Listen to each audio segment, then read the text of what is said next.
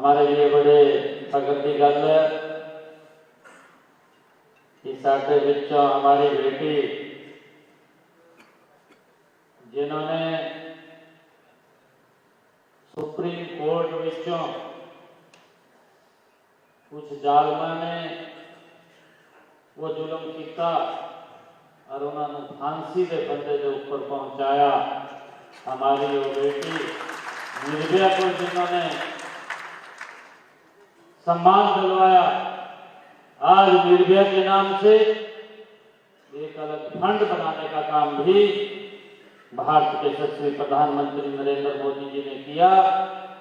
ऐसी हमारी बेटी आपके हमारे समाज से ही सीमा समृद्धि जी, जो बहुत ही सीनियर एडवोकेट हैं सुप्रीम कोर्ट में, सरदार हरबाज सिंह जी, सरदार अमनप्रीत सिंह जी,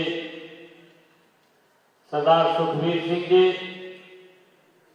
और हमारे रोपड़ जिला के बहुत ही लोकप्रिय अध्यक्ष और जिन्होंने आज इतना बड़ा कार्यक्रम ये स्वागत का किया है, इन्होंने जोरदार ताड़ियां सरदार अजयवीर सिंह जी।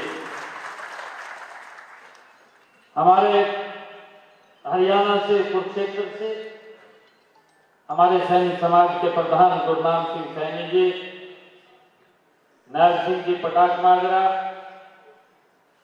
और मेरे लिए बड़ी ये सोहनी अच्छी गल है कि हमारे विचों पंज प्यारा के वंशज दया सिंह जी के परिवार के उन्होंने वंशज भाई नौनिहाल सिंह जी हमारे बीच में विराजमान हैं। हमारे पंज प्यारे धर्म सिंह जी के वंशज भाई गुरप्रीत सिंह जी, वो भी हमारे बीच विराजमान थे। आज इतनी बड़ी संख्या में आप कोने कोने पंजाब से पहुंचे। आज मेरे लिए बड़ी वक्री गल है, मेरे लिए बड़ी गौरव की गल है कि इतनी संख्या में मेरे पंजाब की सरदारी आज मुझे अवसर मिला। आप सबका धन्यवाद करने का, आप सबका आशीर्वाद लेने का मैं आप सबको दोनों हाथ जोड़ करके प्रणाम करता हूं और एक जोरदार हम फतेह बुलाएंगे। वाहेगुरु जी का खालसा, वाहेगुरु जी की फतेह। मैं धन्यवाद करता हूं अजयवीर जी नो, सरदार लालपुरा सिंह जी नो, या जिन्होंने एक बस जो समाज ने आज रवाना किया है,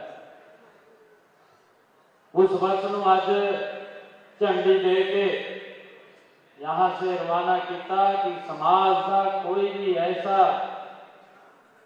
व्यक्ति जिसको मालूम नहीं है कि कोई गंभीर बीमारी उसको हो गई है और उसको चेकिंग के लिए कोई पैसा नहीं लगेगा, फ्री चेकिंग नहीं, हॉस्पिटल के अंदर जाते हैं हजारों रुपए का बिल चेकिंग में बन जाता है और ये फ्री चेकिंग का गांव गांव जाकर के इसमें डॉक्टर्स और उसमें वो एडवांस तकनीक का इंस्ट्रूमेंट इस बस के अंदर है जो वहीं पर ही गांव के अंदर जाकर के टेस्ट करके उसको बता देगा कि आपको कोई दिक्कत परेशानी तो नहीं है। आज उस बस का भी शिलान्यास किया है जिसके ऊपर लगभग 125 करोड़ रुपए की लागत आई है। मैं इसके लिए अजयवीर जी को, सरदार इकबाल सिंह जी लालपुरा जी को मैं बहुत बहुत बधाई देता हूं और आप सब को भी इसके लिए बधाई देता हूं क्योंकि समाज के हित में ये लगातार काम करे।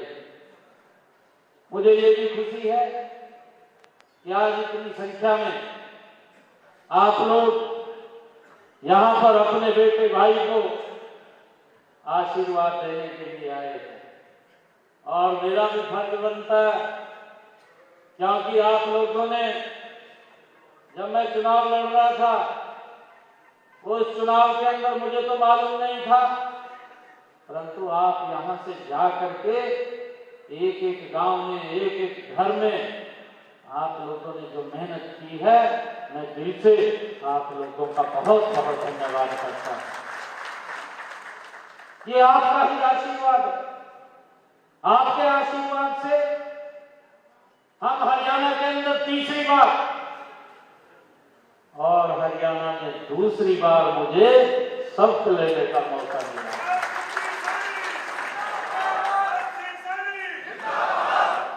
यह आप सबका ही आशीर्वाद है। हमारे प्रधान जी बैठे हैं। भाई एक बात बताऊं मैं, कई लोग तो तमाशा देख रहे थे और वो ये सोच रहे थे, कहा भाई 1 महीना रह गया, फिर गए तो 15 दिन रह गए, 15 दिन बाद कहा कोई और मुख्यमंत्री बन जाएगा। मैंने कहा कि उस परमपिता परमात्मा का आशीर्वाद है और अगली बार भी भारतीय जनता पार्टी की सरकार हरियाणा के अंदर बनेगी। और मैं धन्यवाद देता हूं आप सबकी इतनी मेहनत, उस मेहनत के कारण भाइयों, आप सबके आशीर्वाद के कारण हम हरियाणा के अंदर भाइयों तीसरी बार सरकार के अंदर नॉन स्टॉप आए। लोगों ने हमारे काम के ऊपर मोहर लगाई है, लोगों ने हमारे काम को एक्सेप्ट किया है और उसका परिणाम है कि हम तीसरी बार हरियाणा के अंदर सत्ता के अंदर आए। मैं धन्यवाद करूंगा देश के यशस्वी प्रधानमंत्री नरेंद्र मोदी जी का। मैं धन्यवाद करूंगा भारतीय जनता पार्टी के राष्ट्रीय अध्यक्ष जगत प्रकाश नड्डा जी का, जिन्होंने आपके समाज के एक गरीब परिवार के बेटे को हरियाणा की जिम्मेवारी सौंपने का काम किया। और भाइयों, हमने भी आप सबके आशीर्वाद से, मुझे फख्र इस बात का है कि जब 12 मार्च को जिम्मेवारी दी और 12 मार्च के बाद 16 अगस्त को कोड ऑफ कंडक्ट लग गया, उस बीच में लोकसभा का भी चुनाव था। मुझे मात्र काम करने के लिए 56 दिन मिले। 56 दिन के अंदर आपके बेटे भाई ने हरियाणा के हित के अंदर, लोगों के हित के अंदर ऐतिहासिक फैसले लिए। फैसले नहीं लिए, कैबिनेट की बैठक बुला करके उसको भाइयों लागू करने का भी काम आपके भाई बेटे ने किया और उसका परिणाम निकल करके आया है। आज तक समझ नहीं आई लोगों को क्यों रह गया। जो लोग ये कहते थे ना, कहा हम 2 घंटे रहेंगे, कहा मुख्यमंत्री पद पे उतर जाएगा। आज तक उनको ये समझ नहीं आई कि हुआ क्या है। भाइयों, ये आप लोगों की ताकत का परिणाम है, ये आप लोगों का ही आशीर्वाद है कि लगातार तीसरी बार हम भाइयों हरियाणा के अंदर आए। हमारा समाज का एक गौरवशाली इतिहास है, हम सब जानते भी हैं। बीबी शरणदीप कौर जी, भाइयों कौन नहीं जानता, उस कुर्बानी को कौन नहीं जानता। वो जो कुर्बानी दी है वो आपके समाज से ही है। उन मुगल आक्रांताओं को भाइयों हार नहीं मानी और बीबी शरणदीप कौर जी अपना काम पूर्ण करके उन्होंने उसको भी बंदी बना करके उसको भी भाइयों मौत के घाट उतारने का काम किया। परंतु एक कदम भी वो आपके समाज की ऐसी बेटी है, एक कदम भी पीछे नहीं हटाया और उन मुगल आक्रांताओं को जवाब देने का काम वो बीबी शरणदीप कौर ने किया है।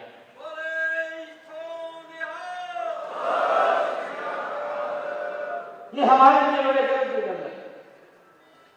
हमारा इतिहास ये गौरवशाली इतिहास है। भाइयों, मैं आप समाज के लोगों के बीच में आया हूं। मैं एक बात आप लोगों को बोलता हूं, क्योंकि मैं इस आधार के ऊपर बोलता हूं मैं नारायणगढ़ से चुनाव लड़ता था। जब मैं गांव के अंदर जाता था, बात करता था, लोगों से बोलता था, क्योंकि साहब उतना नहीं था हमारा, बीजेपी का तो साहब उतना नहीं था। बीजेपी में कहीं और लोग जुड़े हुए थे। अब जब मैं गांव में जाता था तो लोग मेरे को बोलते थे, कहा भी छोरा तो ठीक है ना, पर पार्टी का साथ किताब नहीं है। मैं उनको बोलता था, मैं यार साहब किताब नहीं है, क्या बात कह रहे आप? मगर अगर आप खड़े हो गए तो साहब किताब अपने आप बन जाएगा। ये हरियाणा के अंदर बन गया ना। दूसरी बात सब लेना, हरियाणा प्रदेश के लोगों ने निर्णय कर दिया कि नहीं, ये लड़का ठीक है, और इसके नेतृत्व के अंदर हरियाणा में दूसरी बार तीसरी बार सरकार बनेगी और बनाने का काम वो हरियाणा के लोगों ने किया है। इसके पीछे समाज की एक बड़ी ताकत है। पूरा का पूरा समाज एकजुट होकर के खड़ा हो गया। और भाइयों, मैं आपको बताना चाहता हूं कि हमने वो फैसले भी लिए। 12 मार्च को जब मैंने कहा, मैंने सबसे पहले फैसला लिया हरियाणा के अंदर, मैंने अपने कुछ क्षेत्र के अंदर बड़ा कार्यक्रम किया। मैंने कहा कि मैं लोगों के बीच में जाकर के बात करूं। मैंने अधिकारियों को स्पष्ट बोल दिया, और मेरा एजेंडा ये है, मैंने इस एजेंडे के ऊपर चलना है और इसको लागू करना है, इसको धरातल पर उतारना है, और हर रोज मैंने एक ना एक बड़ा कोई काम करना है। आप मतलब तैयारी करें। अधिकारियों ने तैयारी करी। भाइयों, हम हरियाणा के अंदर अपने किसान की 14 फसलें एमएसपी पर खरीदते थे। मैंने ये निर्णय किया कि हम हरियाणा के अंदर किसान की 100% फसल एमएसपी पर खरीदने का काम करेंगे। यह हमने निर्णय किया और उस निर्णय को लागू किया। मेरे पास कुछ लोग पत्रकार आए, पत्रकार आएगा मन कहने लगे, कहा गारंटी नहीं कहा आपने जी। मैंने पत्रकारों को कहा, मखा नायब सिंह सैनी है, विधानसभा में खड़े होकर के बोल दिया कि हम किसान की 100% फसल एमएसपी पर खरीदेंगे। ये मेरी गारंटी है। किसी भी किसान की फसल ऐसा नहीं है कि हम उसकी एमएसपी पर ना खरीदे। जब मैंने विधानसभा के अंदर खड़े होकर के बोल दिया तो ये हमारी गारंटी है, ये नरेंद्र मोदी की गारंटी है कि हम किसान की 100% फसल एमएसपी पर खरीदेंगे। अब खरीद रहे हैं, हम खरीद रहे हैं। भाइयों, हमने ये भी कहा, कई योजनाएं आप तक नहीं पहुंचती है। केंद्र का अपना एजेंडा है, स्टेट का अपना एजेंडा है। केंद्र भी अपने तरीके से कुछ फसलें खरीदता है, कुछ फसलें स्टेट खरीदता है। प्रधानमंत्री जी ने प्रधानमंत्री फसल बीमा लागू किया। भाइयों, लागू किया। मैं आपको बताना चाहता हूं, हमारे हरियाणा के अंदर 10 साल कांग्रेस की सरकार रही और अब हम 11वें साल के अंदर हैं। ये आंकड़ों की बात है। 10 साल के अंदर कांग्रेस पार्टी ने किसान के खराबे का मुआवजा 1155 करोड़ रुपए दिया। कांग्रेस ने 10 सालों में 1155 करोड़ रुपया हमारी सरकार ने 10 सालों के अंदर किसान की, अगर हरियाणा में फसल खराब हुई है, 13,500 करोड़ रुपया डायरेक्ट किसान के खाते के अंदर पहुंचाने का काम किया।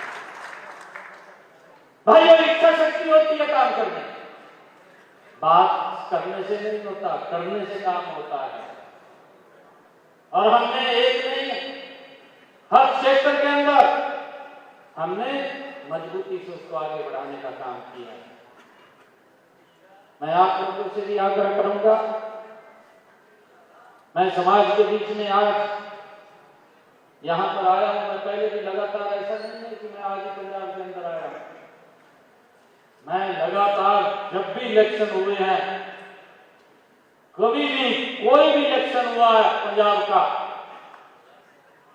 जब से मैं पार्टी में काम करना शुरू किया, मैं हर बार पंजाब के अंदर इलेक्शनों के अंदर रहा हूं, हर बार रहा हूं।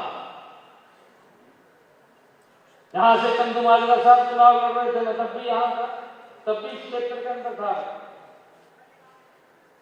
और अभी लालपुरा साहब जब चुनाव लड़ रहे थे तो उसके इंचार्ज के तौर पर भी मैं यहीं रोपड़ के अंदर था।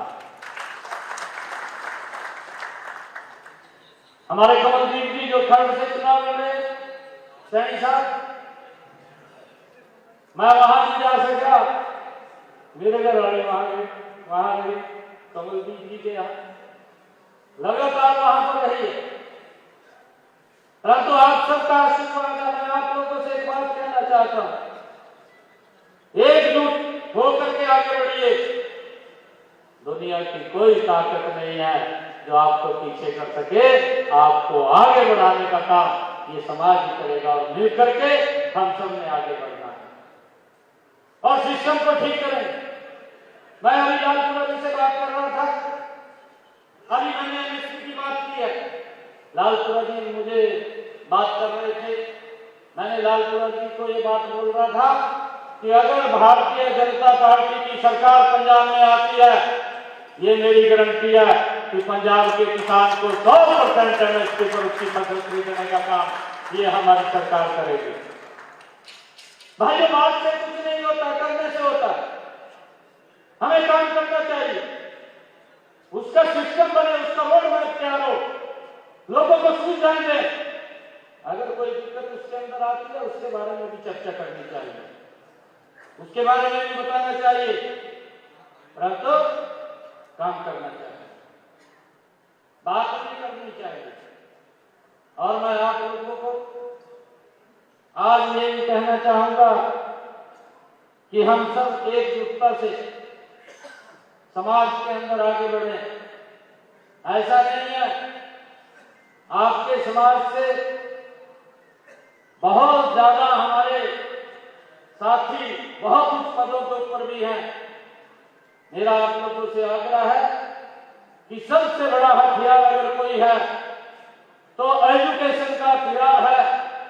आपके ही समाज से महात्मा ज्योतिबा फुले, माता सावित्रीबाई फुले, जिनका चित्र भी लगा हुआ है, ये आपके ही समाज से है और जिन्होंने ये 1833 में महिलाओं के लिए, जब महिलाओं को एजुकेशन देना ही अपराध माना जाता था, उस समय के अंदर आपके समाज से ही एक महिला ने आगे आकर के समाज की उन बेड़ियों को तोड़ते हुए, जो भाइयों एक कुरीति थी, उस कुरीति को समाप्त करते हुए माता सावित्रीबाई फुले ने बेटियों के लिए एक स्कूल खोलने का काम अगर पहली बार किसी ने किया है तो माता सावित्रीबाई फुले ने किया है।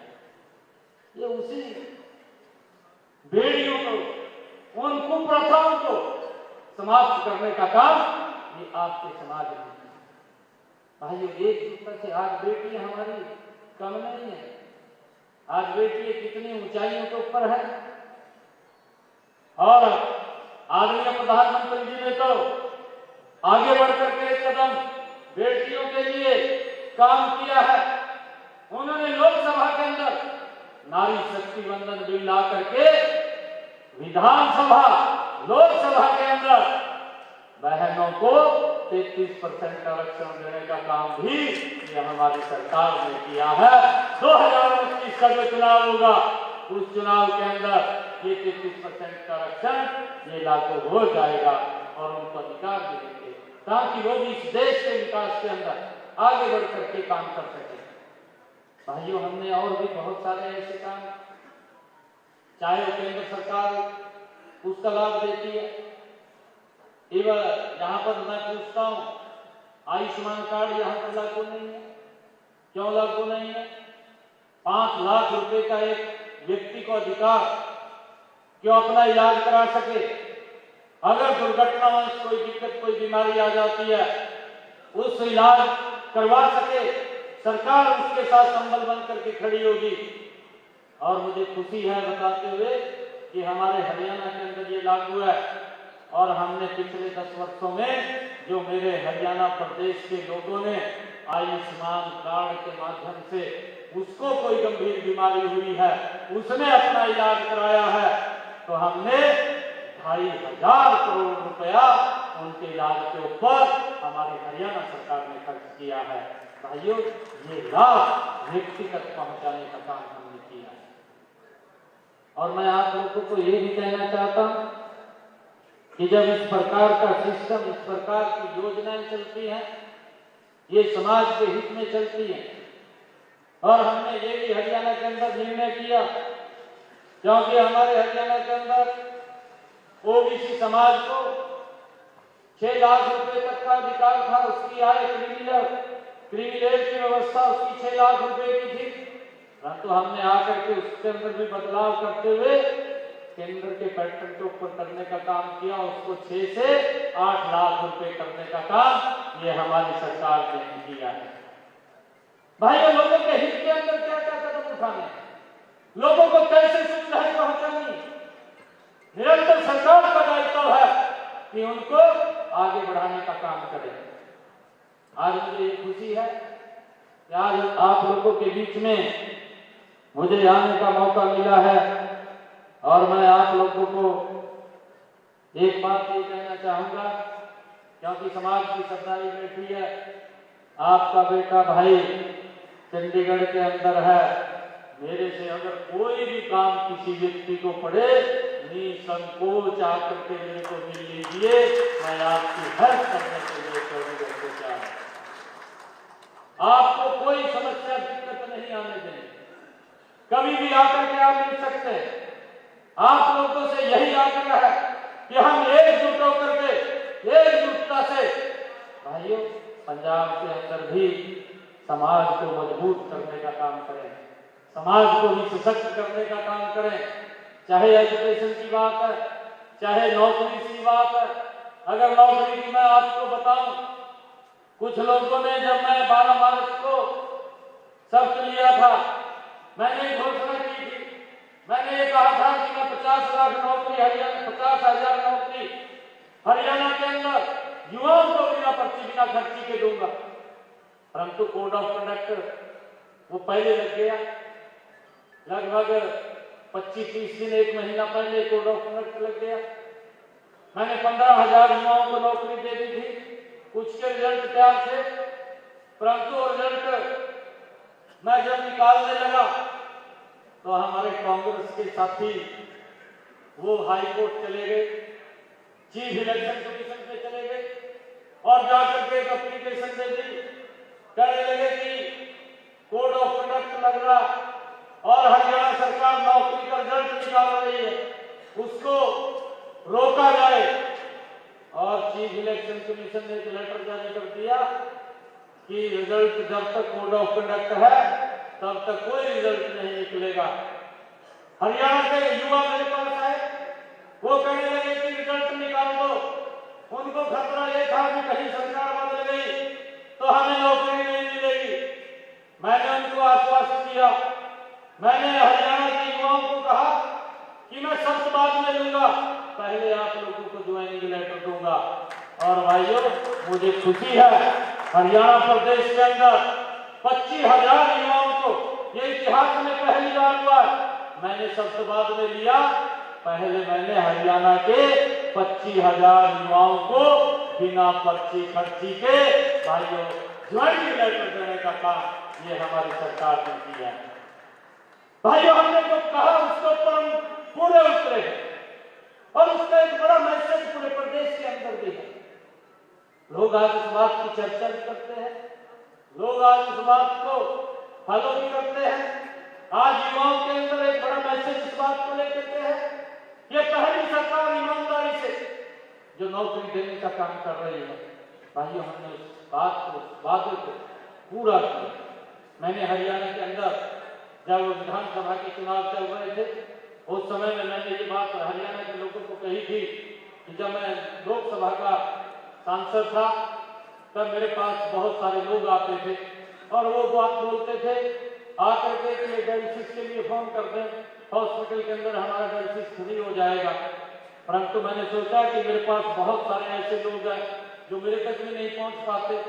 मैंने हरियाणा के लोगों को एक बात कही थी कि 8 तारीख को जिस दिन शर्त लूंगा, शर्त के बाद हरियाणा के जितने भी सरकारी हॉस्पिटल है या मेडिकल कॉलेज है या हमारे हरियाणा के अंदर जो भी पीजीआई है जहां पर डायलिसिस होता है, वो हरियाणा के लोगों को फ्री मिलना शुरू हो जाएगा। और 8 तारीख के बाद वो मिलना शुरू हो गया है। भाइयों, किसी का कोई 5 पैसा नहीं लगता। ये लगातार हमारी सरकार एक से बढ़कर एक काम हमने किया है। आदरणीय प्रधानमंत्री जी ने अनाउंसमेंट किया कि जो हमारे बुजुर्ग 70 साल से ऊपर के होंगे उनके परिवार को चिंता नहीं है, अगर कोई बीमारी कोई दिक्कत आ जाती है उसका इलाज का खर्चा वो हमारी सरकार करेगी। भाइयों, हमने हरियाणा के अंदर उसको लागू कर दिया है। और आज किसी भी बुजुर्ग को, कोई भी बुजुर्ग है, अगर कोई बीमारी या कोई दिक्कत आ जाती है उसका सारा का सारा इलाज वो हरियाणा सरकार और केंद्र सरकार करती है। उस परिवार का कोई 5 पैसा नहीं लगता। भाइयों, हमने एक से बढ़कर के एक काम किए, बहुत सारे काम किए, किसान हित के अंदर भी काम किए हैं। चाहे हमने भाइयों उसकी फसल की खरीदने की बात हो, हमने किसान के डायरेक्ट ई मंडी से उसकी फसल को खरीदा। मुझे तो ध्यान में है क्योंकि मैं जब ये ई मंडी से जुड़ा हुआ नहीं था, ऐसी स्थिति थी कि हम फसल आड़ती के पास लेकर के जाते थे, वो पैसा तो देता नहीं था, जितनी हमारी आवश्यकता होती थी उतना हम ले लेते थे, और 2-2, 3-3 महीने पैसा नहीं देता था, आड़ती के पास पड़े रहते थे। और हम उसके पास जब भी हमें खर्चे की आवश्यकता होती थी तो उससे ले आते थे, लेके अपना काम चला लेते थे। परंतु जब हिसाब करने जाते थे आड़ती के पास, आड़ती ये बोलता था कि आपके पास तो इतने ज्यादा चले गए। इस प्रकार की स्थिति थी, किसान के पास पैसा नहीं रहता था। परंतु हमने ही मंडी से उसको जोड़ा। भाइयों, डीबीटी के माध्यम से किसान ने अगर मंडी के अंदर अपनी फसल को बेचा है हरियाणा के अंदर, मुझे खुशी है आज आप लोगों को बताते हुए 12 लाख ऐसे किसान हैं जो मंडी के अंदर जब उनका जे फार्म कट गया तो जे फार्म कटते ही उसके खाते के अंदर डायरेक्ट पैसा पहुंचाने की व्यवस्था ये हमारी सरकार कर रही है। भाइयों, हमने 12 लाख किसानों के खाते के अंदर अब तक 1,25,000 करोड़ रुपया वो किसान की फसल का उसके खाते के अंदर पहुंचाने का काम किया। और हमने ये भी व्यवस्था की है हरियाणा के अंदर कि अगर किसान की फसल का पैसा 72 घंटे से ज्यादा समय लगता है तो विद ब्याज उसको खाते के अंदर पहुंचाने का काम ये हमारी सरकार करेगी। भाइयों, 78 करोड़ रुपया हमने किसान को ब्याज के रूप में देने का काम किया। अगर किसी कारणवश उसकी 4 दिन 5 दिन पेमेंट रुकी है तो उसका विद ब्याज देने का काम हमारी सरकार ने किया। भाइयों, मैंने ये भी निर्णय किया था, अभी पिछले इसी सीजन की बात है, इसी सीजन में हमारे बरसात कम हुई है क्योंकि बरसात का सीजन शुरू में कम था और बरसात कम होने के कारण हमारे किसान के खर्चे ज्यादा हुए तो हमने इसका निर्णय किया। मैंने बैठ करके कैबिनेट के अंदर निर्णय किया कि किसान को बोनस के रूप में 2,000 रुपए प्रति एकड़ भाइयों पहुंचाने का काम ये हमारी सरकार ने किया। 1,000 करोड़ रुपया डायरेक्ट किसान के खाते के अंदर पहुंचाने का काम ये हमारी सरकार ने किया। भाइयों, किसान को मजबूत करना, किसान को सशक्त करना, ये लगातार हमारी डबल इंजन की सरकार का ध्येय। मैं आप लोगों से ये आग्रह भी करूंगा कि आप समाज को मजबूत करिए।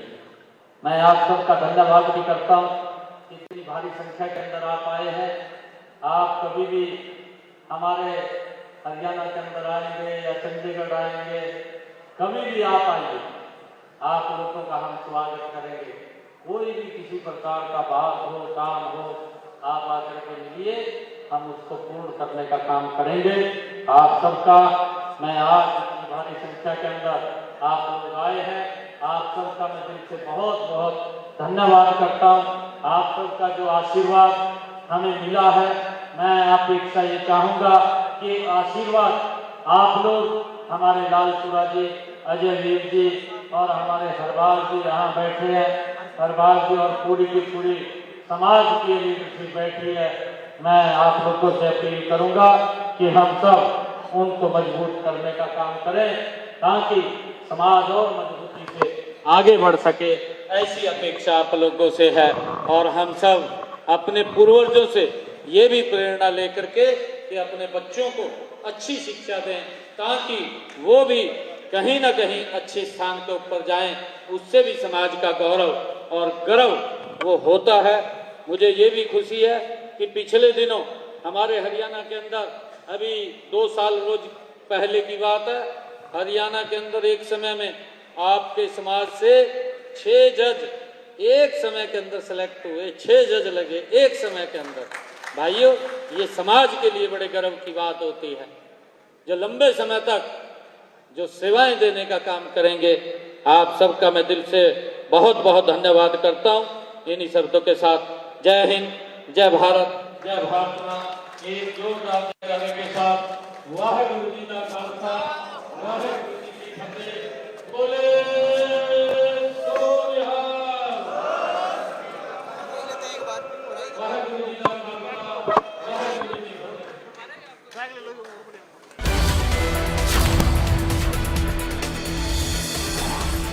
तो पंजाब के रोपड़ में सीएम सैनी पहुंचे थे, महासम्मेलन में शामिल हुए हैं। सैनी समाज का ये महासम्मेलन था और इस कार्यक्रम को सीएम सैनी ने संबोधित किया। तो प्रधानमंत्री देश को विकसित कर रहे हैं। आज सीएम ने इस सैनी महासम्मेलन में इस बात को कहा। 2047 तक विकसित भारत का संकल्प पूरा करेंगे। सीएम नायब सिंह सैनी ने इस बात को भी अपने संबोधन में कहा है। पंजाब के रोपड़ पहुंचे थे सीएम नायब सिंह सैनी और यहां पर महासम्मेलन, सैनी महासम्मेलन को संबोधित करते हुए सीएम नायब सिंह सैनी की ओर से ये बातें कही गई।